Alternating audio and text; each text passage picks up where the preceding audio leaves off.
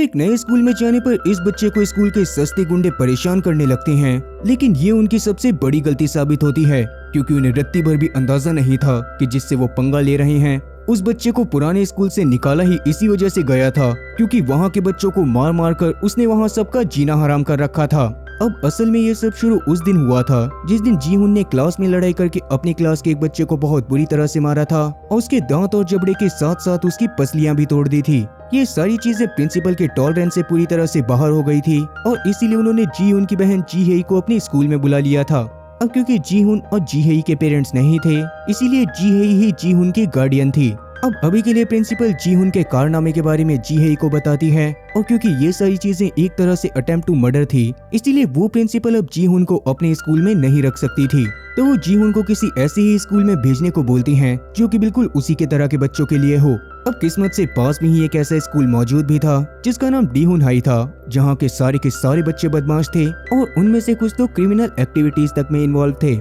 अब ऐसे स्कूल के बारे में सुनने के बाद तो जीहुन काफी ज्यादा खुश हो गया था और रात में बैठकर वो अपने लैपटॉप पर उस स्कूल के बारे में सर्च करने लगता है। तब जाकर उसे पता चलता है कि उस स्कूल में कोई भी रूल नहीं था और वहाँ पर चोरी होना, बिना मतलब की लड़ाई होना और एक आध का सर फट जाना ये बिल्कुल मामूली बात थी। और कुछ दिनों पहले ही वहाँ के कुछ स्टूडेंट ने कॉलेज ग्रुप के ऊपर अटैक कर दिया था, पर मीडिया ने डर के मारे सभी लोगों को यही बताया कि वो सारे के सारे बच्चे बस आपस में लड़ाई कर रहे थे। और तभी जाकर जीहुन को ये बात भी पता चलती है कि डीहुन हाई असल में पहले एक जेल हुआ करता था जिसको बाद में एक स्कूल बना दिया गया, पर वहाँ के सारे बच्चे अभी भी बदमाश थे। ये सारी चीजें जानने के बाद तो जीहुन ने डिसाइड कर लिया था कि उस स्कूल में जाने के बाद तो वो वहाँ के सभी बच्चों का बादशाह बन जाएगा और सारे के सारे बच्चे उससे डरा करेंगे। अब अगले दिन सुट्टा फूकते हुए फुल टशन में जाकर जीहुन उस स्कूल के सामने खड़ा हो जाता है और सोचने लगता है कि अंदर जाकर वो लड़ाई किस तरह से चालू करेगा। पर तभी अचानक से उसके सर पर एक बॉल आकर लगती है, जिससे गुस्से में आने की बजाय जीहुन तो पूरी तरह से खुश हो गया था क्योंकि अब उसे लड़ाई स्टार्ट करने का मौका मिलने वाला था। तब उस ग्रुप में खेल रहे बच्चों में से एक बच्चे को जीहुन अपने सामने लड़ाई करने के लिए बुलाता है। तब वो बच्चा भी उसकी तरफ आने लग गया था, मगर जीहुन उसको मार पाता उससे पहले ही अचानक से वो बच्चा झुककर उससे माफी मांगने लगता है और बाद में सारे बच्चे उसको बताते हैं कि उन्होंने जानबूझकर उसको हिट नहीं करा था और उनकी बॉल धोखे से उसके लग गई थी। उसके इस तरह के अजीब बिहेवियर को देखकर तो जीहुन पूरी तरह से शॉक रह गया था। पर तभी ग्रुप में मौजूद एक दूसरा बच्चा उसको बताता है कि उसको जल्दी से सीज फायर के बारे में जानना पड़ेगा क्योंकि वो उस स्कूल का नया बच्चा है और अगर वो सीज फायर के बारे में नहीं जानेगा तो वो पक्का किसी बड़ी मुसीबत में फंस जाएगा। अब वैसे तो जीहुन को उनकी बातें समझ में नहीं आती और वो सीधा टीचर के ऑफिस में उनसे मिलने के लिए चला जाता है। ये ऑफिस उसकी सोच से पूरी तरह से अलग था क्योंकि यहाँ पर उससे बात करते हुए उसका टीचर सिर्फ सुट्टा फूक रहा था और वो एडमिशन लेते टाइम भी जीहुन से इतना ही पूछता है कि उसे लड़ाई करनी आती है या फिर नहीं। तब जीहुन इस पर हाँ में रिप्लाई करता है और अपने टीचर से अपनी क्लास के बारे में पूछता है, लेकिन उसके टीचर ने उसको बाहर की तरफ इशारा कर दिया था, जिससे जीहुन को तो यही लगा था कि शायद उसका टीचर चाहता है कि वो स्कूल को घूमते हुए खुद ही अपनी क्लास को ढूंढे। इसीलिए जीहुन भी तब हॉलवे में घूमता हुआ अपनी क्लासरूम को ढूंढने लगता है, जहाँ पर रास्ते में उसे एक बहुत ही शरीफ बंदा एक जगह पर खड़ा हुआ दिखाई देता है। वो देखने में बिल्कुल भी बदमाश टाइप का नहीं लग रहा था और जीहुन को तो ऐसा ही लगता है कि शायद वो बच्चा लड़ाई में बिल्कुल भी अच्छा नहीं होगा। इसीलिए जीहुन भी उसके सामने पूरी तरह से टशन दिखाते हुए उससे अपनी क्लासरूम का रास्ता पूछता है और सीधा अपने क्लासरूम में शहंशाह के अमिताभ बच्चन की तरह एंट्री मारता है। अब वैसे तो जीहुन की क्लास चालू हो चुकी थी, मगर उसे इस बात से कोई मतलब नहीं होता और क्लास में अंदर घुसते के साथ ही एरोगेंस में सभी बच्चों से पूछने लगता है कि उस क्लास का सबसे ताकतवर बंदा कौन था, क्योंकि अब जीहुन का प्लान यही था कि अब वो सीधा जाकर स्कूल के सबसे ताकतवर बंदे को पेलेगा, जिससे पूरे स्कूल में उसका रोला जम जाएगा। उसकी ऐसी बातें सुनने के बाद तो सारी क्लास वाले एकदम शांत थे, मगर जिस बंदे ने जीहुन को पहले सीज फायर के बारे में बताया था उसका नाम योंग सिक होता है और वही सबसे पहले खड़ा होकर जीहुन के अजीब से बर्ताव के लिए उसको डांटता है और उसको वापस से सीज फायर के बारे में याद दिलाता है।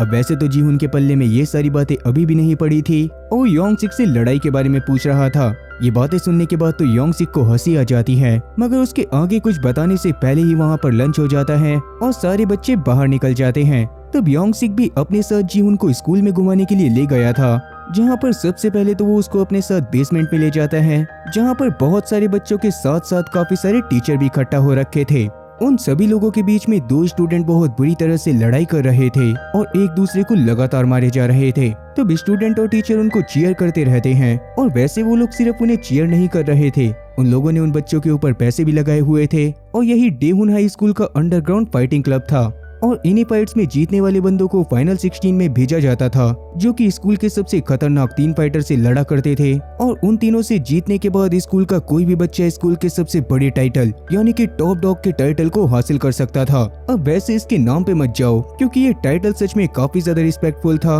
और जिसके पास भी ये टाइटल होता था वो स्कूल के रूल्स को अपने हिसाब से चेंज कर सकता था। और तब योंगसिक जीहुन को सीजफायर के बारे में भी बताता है कि असल में सीजफायर एक रूल है जिसके अकॉर्डिंग कोई भी बच्चा फाइट क्लब के बाहर लड़ाई नहीं कर सकता, और अगर किन्हीं 2 स्टूडेंट को आपस में लड़ाई करनी है तो उन्हें फाइट क्लब के अंदर ही जाना पड़ेगा। स्कूल के सारे बच्चे इस रूल को काफी ज्यादा स्ट्रिक्टली फॉलो करा करते थे, इसीलिए स्कूल में इधर उधर कभी भी लड़ाई नहीं होती थी और स्कूल किसी गवर्नमेंट डिस्प्यूट में नहीं फंसा करता था। तो जीहुन भी इस पर मान जाता है और योंगसिक से उन 3 बंदों के बारे में पूछने लगता है जिनसे लड़कर टॉप डॉग के टाइटल को हासिल करा जा सकता था। अब वैसे अभी के लिए टॉप डॉग का टाइटल जोंग डेहो के पास होता है, जो कि स्कूल का सबसे ब्रूटल फाइटर था, जिसको सारे के सारे लोग टाइगर के नाम से भी जानते थे। उसकी फाइटिंग स्किल इतनी ज्यादा कमाल की थी कि एमएमए एरिना वालों ने भी उसको फाइट करने के लिए इनवाइट करा था और वो अच्छा खासा एमएमए फाइटर बन सकता था। लेकिन उसका करियर चालू होने से पहले ही उसका बाइक से एक बहुत ही खतरनाक एक्सीडेंट हो गया और बॉडी में काफी सारे फ्रैक्चर होने की वजह से उसने स्कूल में भी आना बंद कर दिया और उसका करियर भी पूरी तरह से बर्बाद हो गया।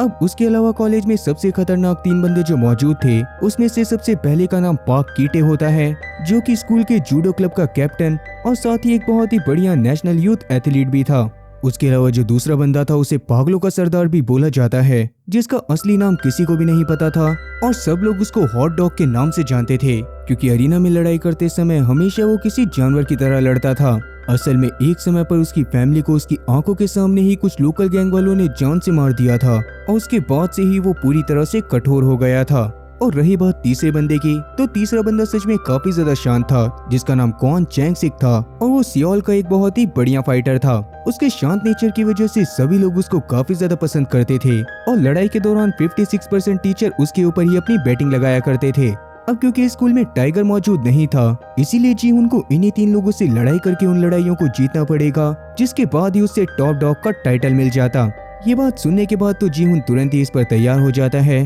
और वहाँ से खड़ा होकर सीधा चैंगसिक के पास जाने लगता है, जो कि एक जगह पर बैठकर आराम से गाने सुन रहा था। अब चैंगसिक की शक्ल देखने के बाद तो जीहुन भी पूरी तरह से शॉक रह जाता है, क्योंकि चैंगसिक असल में वही बंदा था जो कि पहले के टाइम पर हॉलवे में खड़ा था और उसके चंपू सा देखने की वजह से जीहुन ने उसका मजाक बनाया था। उसको देखने के बाद जीहुन तुरंत ही उसे लड़ाई के लिए चैलेंज कर देता है, मगर चैंगसिक उसके चैलेंज को एक्सेप्ट नहीं करता। वैसे भी सीज फायर की वजह से अरीना के बाहर लड़ाई करना मना था और इसी बारे में याद दिलाने के लिए जब चैंगसिक का एक बंदा जीहुन के सामने आता है तो जीहुन गुस्से में उसके पंच मार देता है। ये सब देखने के बाद तो चैंगसिक को काफी ज्यादा गुस्सा आया था, तो उसके बावजूद अभी वो कुछ भी नहीं करता और अपने बाकी सारे साथियों से जीहुन को मारने को बोलता है। अब वैसे इस सीन को देखने के बाद मुझे मेरे गवर्नमेंट स्कूल का सबसे पहला दिन याद आ गया, जहाँ पर जाते ही मेरी लड़ाई सीधा कंपार्टमेंट वाले बच्चों से हो गई थी। और हो सकता है कि गवर्नमेंट बॉयज स्कूल वाले बच्चे इस बात को रिलेट भी कर पाएं। अब वैसे क्या आप लोगों ने अपने स्कूल में कभी लड़ाई करी है और आप लोग कौन से स्कूल में थे,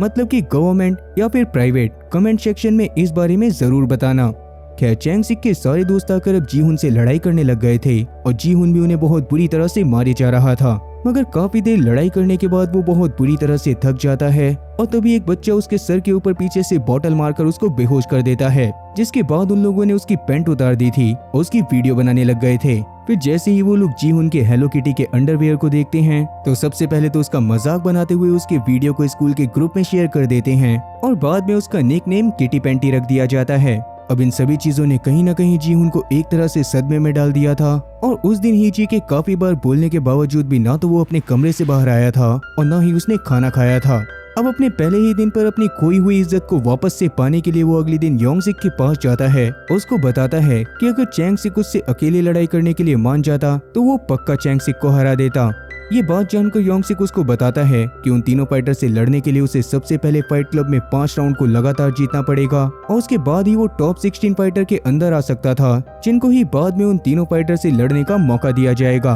अब क्योंकि फाइट क्लब में आज चैंगसिक की लड़ाई भी होने वाली थी, इसीलिए योंगसिक जीहुन को अपने साथ फाइट क्लब में ले जाता है, जहाँ पर चैंगसिक बहुत ही कामली अपने ओपोनेंट के वार से बचते हुए बाद में उसको मार रहा था। उसकी इस तरह की हरकतों को देखने के बाद तो जीहुन को उससे लड़ाई करने का और ज्यादा मन करने लगता है और वो रात में अपने बेड पर लेटे हुए डिसाइड करता है कि वो किसी भी हालत में अपने स्कूल का टॉप डॉग बनकर रहेगा। इसीलिए वो अगले ही दिन फाइट क्लब में जाकर अपना भी नाम लिखवा देता है और वहाँ पर आज उसकी लड़ाई उससे दुगने बंदे से होने वाली थी। वो बंदा पहले तो जीहुन के वायरल वीडियो की वजह से उसका काफी ज्यादा मजाक बना रहा था, मगर तभी जीहुन पीछे से उसकी एक लात देकर मारता है और उन दोनों में एक बहुत ही खतरनाक लड़ाई होना चालू हो जाती है। शुरू में तो जीहुन को उस बंदे से लड़ाई करने में काफी ज्यादा दिक्कत आ रही थी, मगर जीहुन हार नहीं मानता और उस बंदे को काफी देर तक पेलने के बाद वो लास्ट में उसके एक हेडबट मारता है और उस बंदे को हराकर अपनी पहली फाइट को जीत जाता है। इसके बाद वो काफी दिनों तक लगातार सिर्फ ट्रेनिंग करता रहता है ताकि वो अपनी बाकी की 4 फाइट को भी लगातार जीत सके और फाइनली उन 16 फाइटर में शामिल हो सके जो कि उन तीनों फाइटर से लड़ाई करने वाले थे, जिनको हराकर वो उन तीनों फाइटर से लड़ाई कर सकता था। अब आगे चलकर वो बहुत ही आराम से अपने बाकी के 4 मैच को भी जीत जाता है, जिससे वो खुद तो काफी ज्यादा खुश हुआ ही था, लेकिन उससे ज्यादा खुश योंगसिक था क्योंकि वो अपने सारे के सारे पैसे जीहुन पर लगाया करता था और जीहुन की वजह से अब उसके अकाउंट में काफी सारे पैसे हो गए थे। मगर जीहुन की लगातार इतनी सारी लड़ाइयों को जीतने की वजह से उसका टीचर उससे बिल्कुल भी खुश नहीं होता, क्योंकि वो हमेशा दूसरे बंदे पर पैसा लगाता था और जीहुन के लगातार जीतने की वजह से उसका काफी लॉस हो चुका था। और क्योंकि अब वो टीचर जीहुन से इस बात का बदला चाहता था, इसीलिए वो जीहुन की अगली लड़ाई सीधा कीटे के साथ करवाता है, जो कि उन 3 खतरनाक फाइटर में से तीसरा फाइटर था। योंगसिक तो ये बात जानने के बाद काफी ज्यादा शॉक होता है, क्योंकि वैसे तो जीहुन की लड़ाई अभी कीटे के साथ नहीं होनी चाहिए थी, पर कहीं ना कहीं वो इस बात को समझ गया था कि जरूर ही टीचर ने ही इस लड़ाई के बीच में इंटरफेयर करके लड़ाई के शेड्यूल को चेंज कर दिया होगा। अब वैसे तो कीटे ने भी जीहुन की लड़ाई के बारे में सिर्फ सुना होता है और उसको उसके फनी नेम किटी पैंटी के बारे में पता था, लेकिन अभी वो सीधा जीहुन के पास जाकर उसे अगली लड़ाई में बचकर रहने को बोलता है और उसके सामने उसका मजाक बनाते हुए सीधा कहता है कि जीहुन और उसका तो कोई मुकाबला ही नहीं है। लेकिन जीहुन जैसे अपने बाकी दुश्मनों की बातों पर बिल्कुल भी ध्यान नहीं देता था, वो अभी कीटे की बातों पर भी बिल्कुल ध्यान नहीं देता और उसको हंसते हुए सीधा मिडिल फिंगर दिखाकर वहाँ से भगा देता है। अब रात में घर पर जाने के बाद जीहुन जूडो के बारे में सर्च करने लग गया था, क्योंकि कीटे स्कूल क्लब के जूडो का कोच था और उससे लड़ाई करने के लिए जूडो के बारे में समझना जीहुन के लिए काफी ज्यादा जरूरी था। तब कहीं ना कहीं जीहुन को ये बात समझ आती है कि अगर लड़ाई के दौरान कीटे ने उसको पकड़ लिया तो उसके लिए बहुत भारी मुसीबत आ जाएगी। इसीलिए तब वो स्ट्रेटेजी बनाते हुए डिसाइड करता है कि लड़ाई के दौरान वो अपनी शर्ट को उतार देगा, जिससे कीटे को उसको नंगे बदन पकड़ने में काफी ज्यादा दिक्कत आएगी और जैसे ही उसे मौका मिलेगा वैसे ही वो कीटे को नॉकडाउन कर देगा। अगले दिन फाइनल 16 के फाइटिंग की शुरुआत हो चुकी थी और पहली ही लड़ाई कीटे और साथी जीहुन के बीच थी। अब लड़ाई के दौरान ओवर कॉन्फिडेंट होने की वजह से जीहुन ने अपनी जैकेट को नहीं उतारा था, इसीलिए लड़ाई करने में उसको काफी ज्यादा दिक्कत आ रही थी। कीटे तब अपनी जूडो का इस्तेमाल करते हुए उसे उठा कर काफी बार फेंकता है और हर बार उसकी पकड़ से बच पाना तो जीहुन के लिए बिल्कुल पॉसिबल नहीं था। तब वो भी कीटे के ऊपर काफी सारे अटैक करने की कोशिश करता है, मगर कीटे के ऊपर उसके अटैक का ज्यादा असर नहीं होता। अब कीटे को लग रहा था कि वो इस मैच को जीत चुका है, इसीलिए वो एक सिगरेट जलाकर उसे मैच के बीच में ही पीने लगता है, मगर जीहुन तब खड़ा होकर तुरंत ही अपनी रिसर्च को एक्शन में ले आता है। अब उसने अपने अपर वेयर को पूरी तरह से उतार दिया था, जिस वजह से कीटे जब उसको पकड़ने की कोशिश करता है तो इस बार वो उसको नहीं पकड़ पाता और इसके अगले ही पल जीहुन उसकी बिना सर्फ एक्सेल के धुलाई करने लगता है। तब उसने अपने पावरफुल पंचेस और अपनी फ्लाइंग किक की मदद से बहुत आराम से कीटे को हरा दिया था, जो देखकर तो स्कूल वाले पूरी तरह से शॉक होकर उसको बुरी तरह से चीयर करने लग गए थे और सच में उसका स्कूल वालों के सामने पूरी तरह से रोला जम चुका था। मगर काफी ज्यादा थक जाने की वजह से वो खुद भी अभी बेहोश हो जाता है और अगले पल जब उसकी आंख खुलती है तो उस समय पर वो एक लड़की के साथ स्कूल की इन्फर्मरी में था, जो कि उसकी रिब्स को टच करती हुई पहले तो उसके साथ फ्लर्ट करती है और उसको समझाती है कि लड़ाई के दौरान उसे खास करके अपनी रिब्स का ध्यान रखना पड़ेगा, क्योंकि सिर्फ एक मुक्के से रिब्स को तोड़ा जा सकता था। इतना बताकर वो वहाँ से चली जाती है और जीहुन भी वापस से अपनी क्लास की तरफ जाने लगता है। वहीं वो टीचर अभी कीटे के ऊपर काफी ज्यादा गुस्सा कर रहा था, क्योंकि कीटे की हार जाने की वजह से वैसे ही उसके काफी सारे पैसे डूब गए थे और साथ ही जीहुन की पॉपुलैरिटी स्कूल में और ज्यादा बढ़ गई थी। जब भी वो अपनी क्लास में जाता था तो उसके क्लासमेट के साथ साथ उसे टीचर तक चीयर करा करते थे और उसका किटी पैंटी नाम ही अब एक रिस्पेक्ट के साथ देखा जाता था। मगर ये सारी चीजें ज्यादा दिन तक नहीं चलती और जल्दी ही जीहुन के सामने उसका दूसरा ओपोनेंट हॉट डॉग आ जाता है। हॉट डॉग हमेशा अपने पास एक की चेन को रखा करता था, जो कि उसके पेरेंट्स ने उसको मरने से पहले गिफ्ट करी थी और हॉट डॉग को भी यही लगता था कि जब तक वो की चेन उसके पास रहेगी तब तक उसको किसी भी लड़ाई में कोई नहीं हरा सकता। वो जीहुन की क्लास में आकर उसकी काफी ज्यादा बेइज्जती करता है और जीहुन को भी अब अपने ऊपर डाउट होने लग गया था कि वो हॉट डॉग से होने वाली लड़ाई में हार जाएगा। इस बारे में वो स्कूल की टेरेस के ऊपर बैठकर सोच ही रहा था कि तभी अचानक से उसके पास चैंगसिक आ जाता है जो कि उसको इस तरह देखकर जानबूझकर उसका मजाक बनाने लग गया था, क्योंकि जीहुन सच में काफी ज्यादा डरा हुआ था।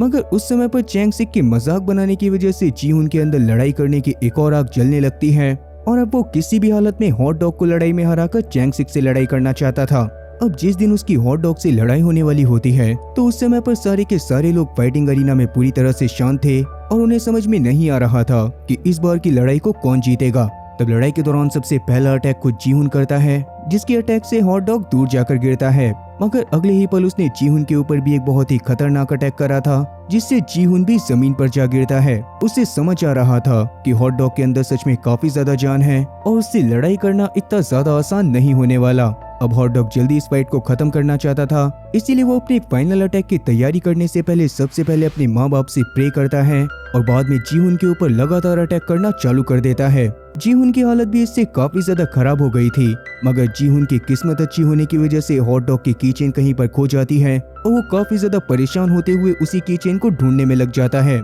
इसी मौके का फायदा उठाकर जीहुन गुस्से में सबसे पहले उसकी एक लात मारता है और बाद में उसकी कीचेन को ढूंढकर उसके सामने ही निगल जाता है। ये देखकर तो हॉट डॉग की हालत पूरी तरह से खराब हो गई थी और अब उसका कॉन्फिडेंट भी पहले जैसा नहीं लग रहा था। इसीलिए जीहुन भी उसके ऊपर काफी बार लगातार अटैक करता है और फाइनली उसको भी हराकर इस मैच को भी जीत जाता है। अब उसकी नजरें सीधा चैंग सिक की तरफ थी और जीहुन ने उसको नजरों में ही क्लियर कर दिया था कि अगली हारने की बारी उसकी है। खैर अभी की फाइट को देखने के बाद तो सभी लोग पूरी तरह से पागल हो गए थे, पर उतने में ही वहाँ पर डेइहो पहुँच जाता है, जिसको देखने के बाद सब लोग पूरी तरह से शॉक हो जाते हैं और पूरे अरीना में एक अजीब सा सन्नाटा छा जाता है, जो कि अभी के टाइम पर टॉप डॉग है और अभी के टाइम पर वो सारे के सारे बैटल्स को बंद करवाना चाहता था। ये बात जानने के बाद चैंग सिक डेइहो से जाकर अकेले में बात करता है और उससे रिक्वेस्ट करते हुए उसे फाइट के बीच में इंटरफेयर ना करने को बोलता है। मगर असल में डेइहो का प्लान तो पूरी तरह से अलग था, क्योंकि उसकी लाइफ बर्बाद होने की वजह से उसे इस स्कूल में वापस आना पड़ गया था। इसीलिए वो इस स्कूल के ऊपर पूरी तरह से कंट्रोल करना चाहता था, जिसके बाद वो सभी लोगों को इस चीज की भी परमिशन दे देता कि वो अरीना के बाहर भी लड़ाई कर सकते थे। ये बात जानने के बाद चैंग सिक काफी ज्यादा परेशान हो जाता है और डेइहो को एक लड़ाई के लिए चैलेंज कर देता है। तब डेइहो भी उसके चैलेंज को एक्सेप्ट करते हुए उसे अकेले अरीना में ले जाता है, जहाँ पर लड़ाई करते हुए वो चैंग सिक को बहुत बुरी तरह से मारता है, क्योंकि सच में टाइगर एक बहुत ही खतरनाक और एक ब्रूटल फाइटर था, जो कि अपने ओपोनेंट की सलामती के बारे में बिल्कुल भी नहीं सोचता था। डेइहो की ब्रूटैलिटी को देखकर तो जीहुन की भी फट के 4 से 64 हो गई थी और चैंग सिक को हराने के बाद डेइहो ने सीधा फाइट क्लब को बंद कर दिया था और अनाउंस कर दिया था कि कोई भी बंदा अब कहीं पर भी लड़ाई कर सकता है और उन्हें फाइट क्लब में आने की कोई भी जरूरत नहीं है। अब इसके अगले दिन से ही डेइहो ने धीरे धीरे करके स्कूल को अपने कब्जे में लेना चालू कर दिया था, जहाँ पर सबसे पहले तो वो जाकर हॉट डॉग को मारता है और बाद में कीटे को भी, जिसके बाद उसका मुकाबला करने की हिम्मत पूरे स्कूल में किसी की भी नहीं थी, जिससे अब डेइहो की गैंग धीरे धीरे करके बड़ी होती जाती है और तब डर के मारे ना चाहते हुए भी योंग सिक तक को उसकी गैंग को ज्वाइन करना पड़ता है।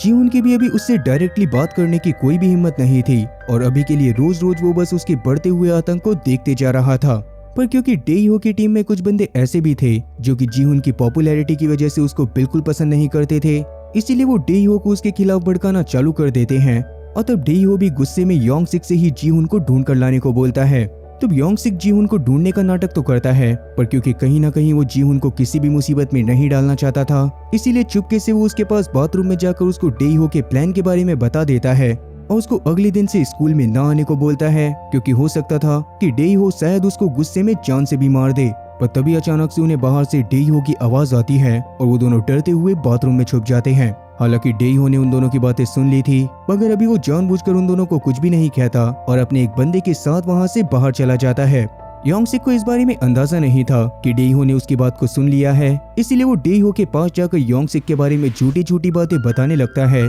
जिससे डेइहो को बहुत ज्यादा गुस्सा आता है। इसीलिए वो तुरंत ही एक डंडे को उठाकर योंग सिक के ऊपर वार करते हुए उसे मारने लग गया था और वो उसको बहुत बुरी तरह से तब तक मारता रहता है जब तक कि योंग सिक बेहोश नहीं हो जाता। दूसरी तरफ योंग सिक की बातों की वजह से जीहुन भी पूरी तरह से डर चुका था, इसीलिए वो अगले दिन से स्कूल न आने का डिसाइड करता है। पर तभी अचानक से चैंग सिक भागता हुआ उसके पास आता है और उसको योंग सिक के बारे में बताता है, जिसके बारे में सुनते ही जीहुन तुरंत ही भागता हुआ स्कूल में मौजूद डेइहो के अड्डे में पहुंच जाता है, जहां पर योंग सिक अभी घायल और बेसुध हालत में जमीन पर बिना कपड़ों के पड़ा हुआ था और उसकी हालत को देखने के बाद जीहुन को डेइहो के ऊपर काफी ज्यादा गुस्सा आ रहा था। पर उतने में ही डेइहो वहां पर खुद पहुंचकर जीहुन का मजाक बनाते हुए उसे अगले दिन मिलने को बोलता है। लेकिन जीहुन की अभी इतनी ज्यादा फटी पड़ी थी कि वो डेहो को कोई जवाब भी नहीं दे पाता। फिर अब इसके बाद जब वो रात में अपने घर पर पहुंचता है तो उसकी बहन जीहा ने आज ड्रिंक करी हुई थी, क्योंकि वो उसके फ्यूचर को लेकर काफी ज्यादा परेशान थी। वो अपनी फैमिली के बारे में बात करती है और तब जाकर पता चलता है कि असल में उन दोनों की मां की मौत के बाद उनके पिता ने उन दोनों को ऐसे ही छोड़ दिया था, क्योंकि कहीं ना कहीं वो भी डरपोक थे और उनके अंदर उन दोनों को पालने की हिम्मत ही नहीं थी। अब अपनी बहन की इस तरह की बातों को सुनने के बाद कहीं ना कहीं जीहुन को ये बात पता चल गई थी कि उसे हमेशा अपनों के लिए लड़ाई करनी पड़ेगी, और यही चीज उसको पूरी तरह से हिम्मत से भर देती है और अगले दिन वो डेहो से लड़ाई करने के लिए पहुंच जाता है। मगर डेहो किसी भी हालत में उसके साथ एक फेयर फाइट नहीं चाहता था, इसीलिए उसने वहां पर अपने काफी सारे पंटरों को भी इकट्ठा कर रखा था, जो कि जीहुन के वहां पर आते ही उसके ऊपर टूट पड़े थे। मगर तब जीहुन भी उनसे काफी बुरी तरह से लड़ाई करता है, लेकिन वो ज्यादा देर तक उन लोगों से लड़ाई नहीं कर पाता और फाइनली वो लोग उसको ओवर पावर कर बहुत बुरी तरह से मारने लगते हैं। लेकिन तब वहां पर डेहो की मदद करने के लिए चैंगसिक अपने बंदों को लेकर आ गया था और उसके साथ हॉट डॉग हाउस की गैंग और साथ ही कीटेई और उसकी भी गैंग मौजूद थी। उनको देखकर जीहुन तुरंत ही खड़ा हो जाता है और डेहो को 1-on-1 फाइट में चैलेंज करता है, और इतने बाकी सारे लोग डेहो की गैंग के ऊपर पूरी तरह से टूट पड़े थे और उन्होंने डेहो के गैंग मेंबर को चुन चुन कर मारना चालू कर दिया था। तो मौका पाकर तुरंत ही जीहुन ने भी डेहो के ऊपर खतरनाक अटैक करना चालू कर दिया था। मगर डेहो से लड़ाई करते हुए उसे कहीं ना कहीं समझ आने लगता है कि डेहो सच में काफी ज्यादा खतरनाक है और उससे लड़ाई करना बिल्कुल भी आसान नहीं है। तब डेहो उससे 1-on-1 फाइट के लिए अरीना में ही चलने को बोलता है, जिस पर जीहुन भी मान गया था और अब वो दोनों तुरंत ही अरीना में जाकर लड़ाई करने लग गए थे। उस लड़ाई के दौरान कभी जीहुन डेहो को मार रहा था और कभी डेहो जीहुन को। अब क्योंकि डेहो के पंटरों से पहले लड़ाई करने की वजह से उसकी स्ट्रेंथ पूरी तरह से खत्म होने वाली थी, इसीलिए आगे की फाइट को जीहुन हारने लगता है। और अब डेहो को इतना ज्यादा गुस्सा आ गया था कि उसने मार मार कर जीहुन का बहुत बुरा हाल कर दिया था और अब वो उसको फाइनली जान से मारने वाला था। मगर तभी अचानक से जीहुन को इन्फर्मरी में मिली स्टूडेंट की बात याद आती है और वो तुरंत ही डेहो के रिब्स के ऊपर अटैक करता है, जिससे एक ही पंच के अंदर डेहो के रिब्स बुरी तरह से टूट गए थे और वो तुरंत ही नॉकडाउन हो गया था। ये देखकर तो चैंगसिक और साथ ही बाकी सारे लोग पूरी तरह से खुश हो जाते हैं, और क्योंकि जीहुन अब टॉप डॉग बन चुका था इसीलिए वो फाइट क्लब को भी वापस से चालू करा देता है, जिसके बाद वापस से स्कूल के अंदर सारी चीजें पहले जैसे नॉर्मल चलने लग गई थी। और फाइनली आज वो दिन होता है जब चैंगसिक और साथ ही जीहुन की फाइट होने वाली थी। तब सारे के सारे बच्चे उस फाइट को देखने के लिए आए हुए थे, मगर जैसे ही वो लोग फाइट को चालू करने वाले होते हैं वैसे ही ये मूवी यहीं पर खत्म हो जाती है। अब वैसे आप लोगों को क्या लगता है कि उन दोनों में से कौन जीता होगा? कमेंट सेक्शन में इस बारे में जरूर बताना। बाकी अपने स्कूल टाइम पर तो ज्यादातर सभी लोगों ने लड़ाई करी ही होती है, और अगर आप लोगों का ऐसा कोई इंसिडेंट हो तो उसके बारे में भी कमेंट सेक्शन में जरूर बताना। साथ ही ये भी बताना कि क्या आप लोगों को मेरी एक्सप्लेनेशन पसंद आई, क्योंकि मुझे तो उम्मीद है कि आप लोगों को मेरी एक्सप्लेनेशन पसंद आई होगी। इसीलिए अगर एक्सप्लेनेशन पसंद आई हो तो चैनल को सब्सक्राइब करना और बेल नोटिफिकेशन को ऑल पर सिलेक्ट करना और वीडियो को भी लाइक करना। मैं ऐसी ही और मजेदार एक्सप्लेनेशन वीडियोस लेकर आता रहूंगा। खैर तब तक के लिए टाटा और गुड बाय।